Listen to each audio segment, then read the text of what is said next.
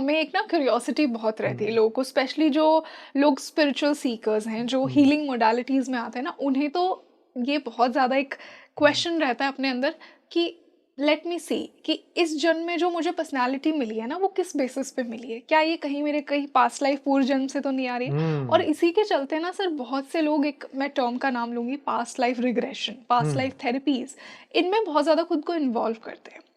और पीएलआर के बारे में भी मेरा यही क्वेश्चन है, जैसा आपने कहा कि हमारे लिए इस लाइफ की मेमोरीज ही इतनी ओवरवेलमिंग है, तो क्या हमें पीएलआर करवाना चाहिए? देखिए ज़्यादा अगर वो ज्ञान के मार्ग पे बिलीव हम्म। करते हैं, ठीक है? वो आत्मज्ञान या ब्रह्म ज्ञान में विश्वास रखते हैं, तब तो आपको नहीं करना है। ज्ञानियों के लिए ज़रूरत नहीं है। पर आपको ये ज्ञान मार्ग में कोई इंटरेस्ट नहीं हो और आपको एक ही दुःख दिमाग में पकड़ के बैठा हुआ है और उसका कहीं पर भी आंसर नहीं मिल रहा है, तो फिर आप करवा सकते हैं। लेकिन वहाँ पर भी आपको सबकॉन्शियस लेवल पर उसको स्वीकार तो करना ही होगा। एक्सेप्टेंस इज द एक्सेप्टेंस की। तो करना, जैसे किसी को बार-बार बुरे सपने आ रहे हैं, या। मतलब ये 1-2 सपने की बात नहीं है, लगातार कई सालों तक चलते आ रहा है, ठीक है?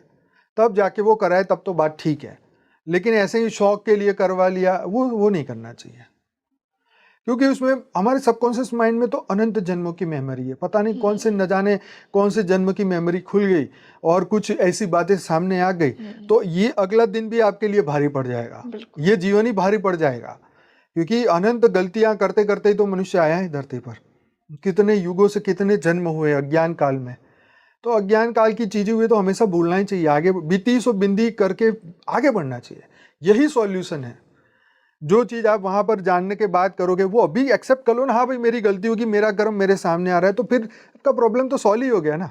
आपने तो प्रॉब्लम सॉल्व के लिए कर रहे हो ना, तो मान लो ना, अभी मान लो, हाँ जो भी है मेरे कर्म मेरे सामने आ रहा है, इसके लिए मुझे किसी को जिम्मेदार नहीं ठहराना, मैं खुद ही हूँ।